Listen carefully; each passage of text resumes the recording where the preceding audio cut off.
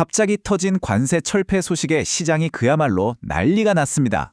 몇 년 동안이나 세계 경제의 발목을 잡았던 이 관세 폭탄이 드디어 해체됐는데요.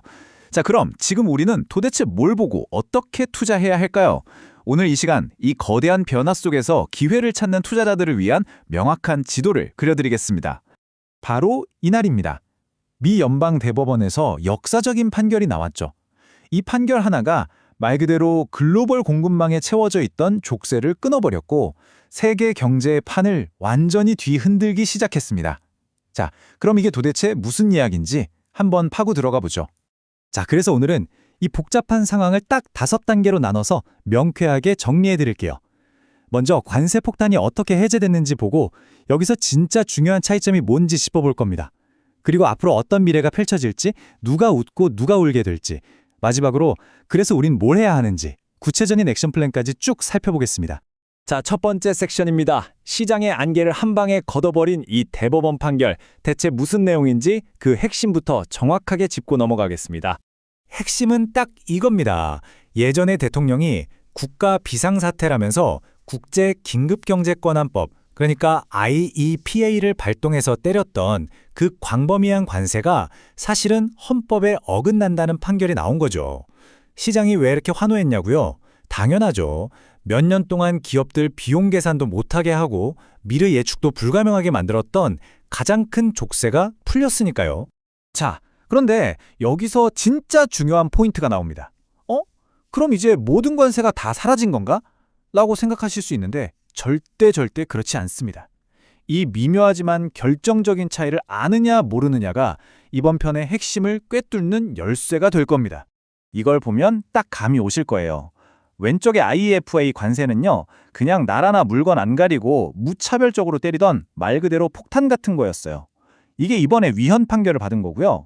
근데 오른쪽 무역확장법 232조는 얘기가 다릅니다. 이건 국가 안보를 이유로 철강이나 알루미늄 같은 특정 품목만 콕 집어서 보호하는 핀셋 같은 조치거든요. 그리고 이건 여전히 유효합니다.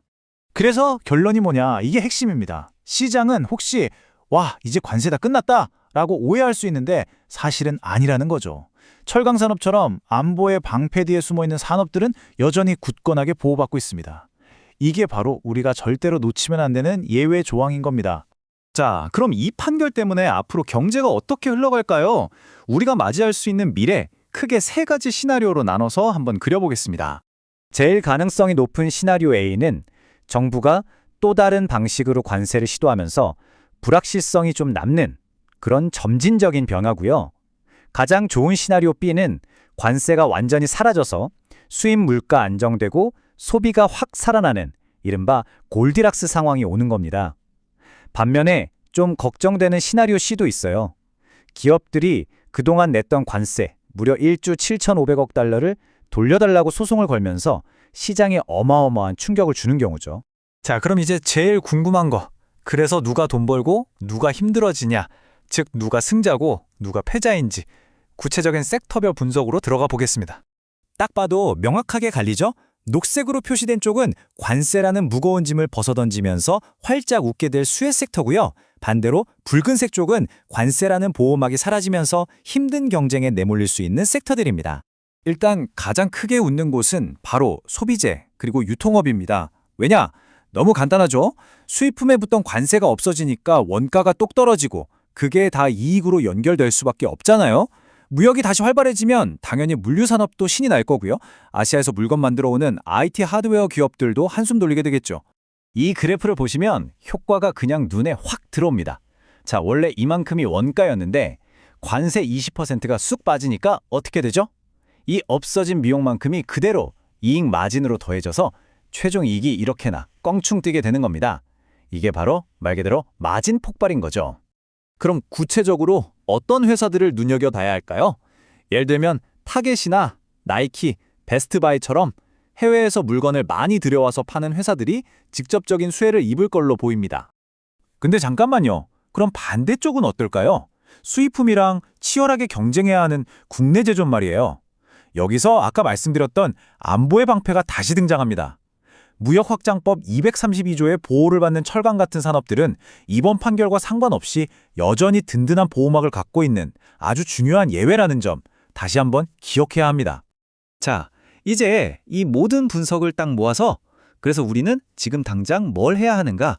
명확하고 간단한 3단계 투자 실행 계획으로 정리해드리겠습니다. 전략은 아주 간단하고 명료합니다. 첫째, 마진을 사세요.